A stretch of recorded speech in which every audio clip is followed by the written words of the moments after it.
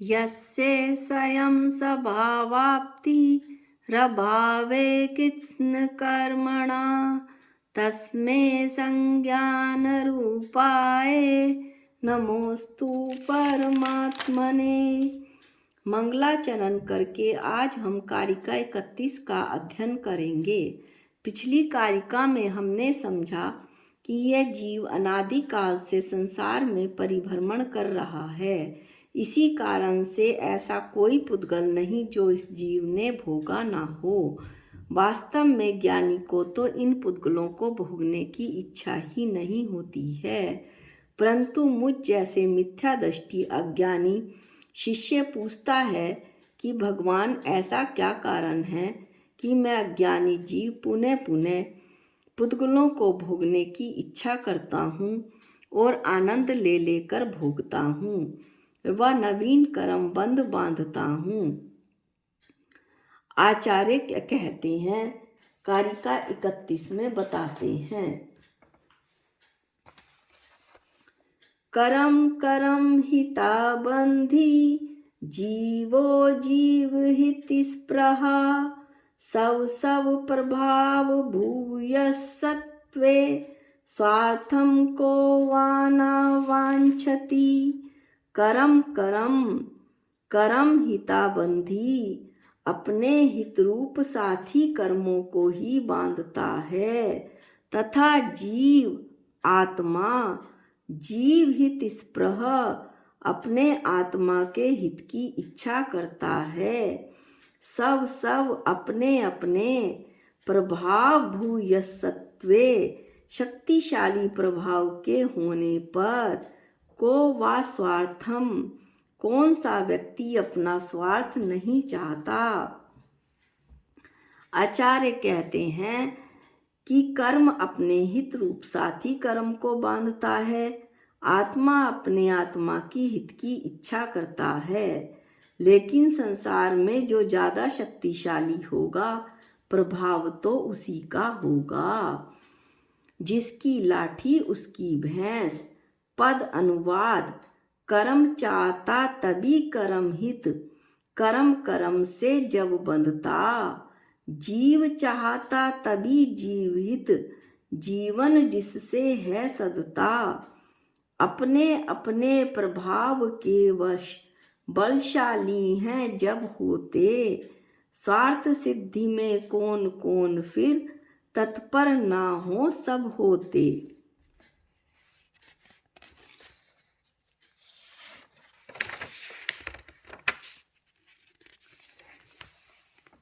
तो ऐसा कहा है कि संसार में जो बलशाली है उसी का प्रभाव है। तो जो पुद्गल कर्म व जीव इनमें से जो शक्तिशाली होगा वही या प्रभावशाली होगा, वही प्रभावशाली होकर अन्य सामने वाले को दबाकर अपने स्वार्थ की पूर्ति कर लेगा। संसार में परिभ्रमण का कारण यह है कि जीव जीव के हित को चाहता है, लेकिन हित को चाहने रूप जो क्रिया है उसे वो कर नहीं पाता। उसके साथ अनादिकाल से जो कर्म लगे हुए हैं वे जीव के ऊपर बहुत ज़्यादा हावी हो जाते हैं और इसी कारण उसका संसार चक्र नहीं छूटता। अब शिष्य कहता है कि कर्म कर्म का हित कैसे चाहता है। अनादिकाल से हम इस संसार में परिभ्रमण कर रहे हैं। इस परिभ्रमण का मूल कारण है मोह राग देश कर्म। जब जीव के कर्म उदय में आते हैं तो जीव का परिणमन उसी कर्म के अनुसार हो जाता है। वह मोह में मोही हो जाता है, राग में रागी और देश में देशी। कर्म रूप परिणमित होने पर वह नवीन कर्मों का आश्रय कर लेता है। इस तरह से जो कर्म उदय में आए थे वे ही कर्म वापस उस जीव को अपने रूप परिणमित करा लेते हैं। ऐसा क्यों होता है? क्योंकि अनादिकाल से बंधे हुए कर्मों की शक्ति बहुत ज़्यादा है और उनके उदय में आने पर जीव कमज़ोर पड़ जाता है। कर्मों की अधिक शक्ति के कारण ही नवीन कर्मों का आश्रम हो जाता है। नवीन कर्मों का आश्रम होने का नाम यही है कि कर्म का हित चाह रहा है, जैसा कि श्लोक में बताया गया है, कारिका 31 में बताया गया है। अर्थात जो कर्म उदय में आया वो जीव के कमजोर होने के कारण जीव को अपने रूप यानी कर्म रूप परिणमित करा देता है। अब हमारे सामने यह प्रश्न उठता है कि अनादिकाल से जो संसार परिभ्रमण की क्रिया चल रही है कि कर्म उदय में आया, जीव उसी रूप परिणमित हुआ, नवीन कर्मों का आश्रय हुआ, तो जीव इन कर्म बंधनों से कैसे छूटेगा। तो आचार्य भगवंत बताते हैं कि जब कर्म का तीर उदय होता है, ये एक बहुत ही इम्पोर्टेंट बात है, तो जीव को कुछ नहीं सूझता, वह उसी कर्म रूप क्रोध राग देश रूप जीव की परिणति हो जाती है।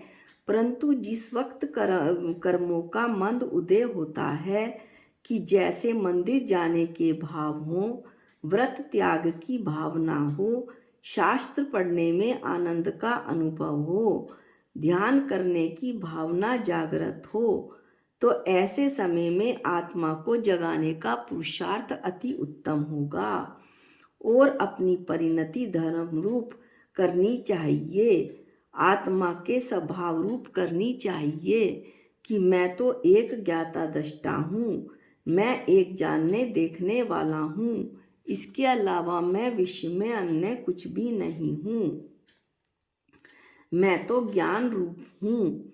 ऐसे में हमारे परिणामों में विशुद्धता आती है, निर्मलता आती है। यदि हम कर्म रूप परिणमित न होकर अपने स्वभाव रूप ज्ञाता दृष्टा रूप रहें, तो जो कर्म बलिष्ठ था वो कर्म कमजोर पड़ जाता है और मेरी आत्मा यानी मेरा जीव बलिष्ठ हो जाता है।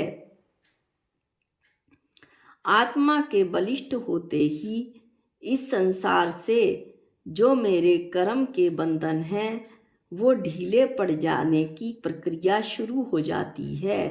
संसार में ऐसा देखा जाता है कि जो बलिष्ठ है वो कमजोर को दबा लेता है और उसे अपने अनुसार परिणमन करा लेता है। संसार में परिभ्रमण करने का भी एकमात्र कारण यही है कि हमारे ऊपर कर्म बहुत ज़्यादा बलवान हो जाते हैं और अपना अधिकार जमा लेते हैं। इसलिए कर्म के मंद उदय होने पर अपनी आत्मा की परिणति को उसी रूप लाने का प्रयास करना चाहिए। किस रूप? आत्मा के स्वभाव रूप। हम धर्म के मार्ग में लगें।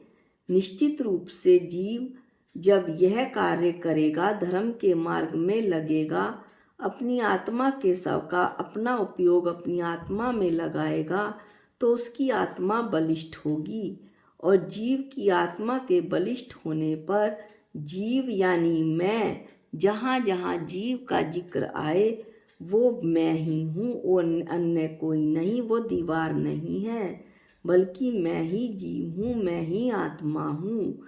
मैं अपने आत्मा के कल्याण के मार्ग को प्रशस्त करूँगा जब मेरी आत्मा बलिष्ठ होगी और इस तरह मेरी आत्मा अपने हित को चाहेगी। जीव के अंदर वह शक्ति है कि वह कर्म को पछाड़ सकता है। हमारे समक्ष अनंतानंद सिद्ध परमष्टि भगवान हैं जो मोक्ष को प्राप्त हुए, वो इसके प्रत्यक्ष प्रमाण हैं। हम भी उन्हीं के समान बन सकते हैं। आवश्यकता है अपनी आत्मशक्ति को जागृत करने की। पुरुषार्थ तो करना ही पड़ेगा, धर्म के कार्य में लगना ही पड़ेगा, अपने उपयोग को अपनी आत्मा में लगाना ही पड़ेगा, जिससे कि मेरी आत्मा की शक्ति बढ़े। जब मेरी आत्मा की शक्ति बढ़ेगी तो कर्म शक्ति ढीली पड़ जाएगी, कमज़ोर हो जाएगी।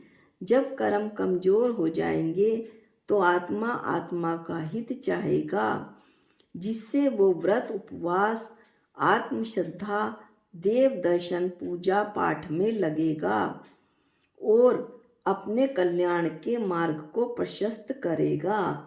कौन करेगा? मैं। जब मेरी आत्मा बलिष्ठ होगी, ताकतवर होगी, मेरा उपयोग अपने स्वभाव रूप लगेगा, अपनी आत्मा में लगेगा, तो मैं अपने कल्याण के मार्ग को प्रशस्त करूँगा। अब ये बात जो यहाँ पर बतलाई है कि कौन किसे अपने अधीन कर लेता है, कि किस तरह संसार में जो अधिक शक्तिशाली है वो कम शक्तिशाली को अपने अधीन कर लेता है, ऐसा तत्वा सूत्र में आचार्य श्री उमा स्वामी ने भी कहा है। बंधेधिको परिणामिको च, अर्थात अधिक शक्ति वाला कम शक्ति वाले को अपने अधीन कर लेता है। ये अध्याय 5 के 37 नंबर का श्लोक है। इस तरह हमें अन्य शास्त्रों में भी ये बात पता लगती है। इस कारिका का सारांश क्या है कि कर्म कर्म का हित चाहता है।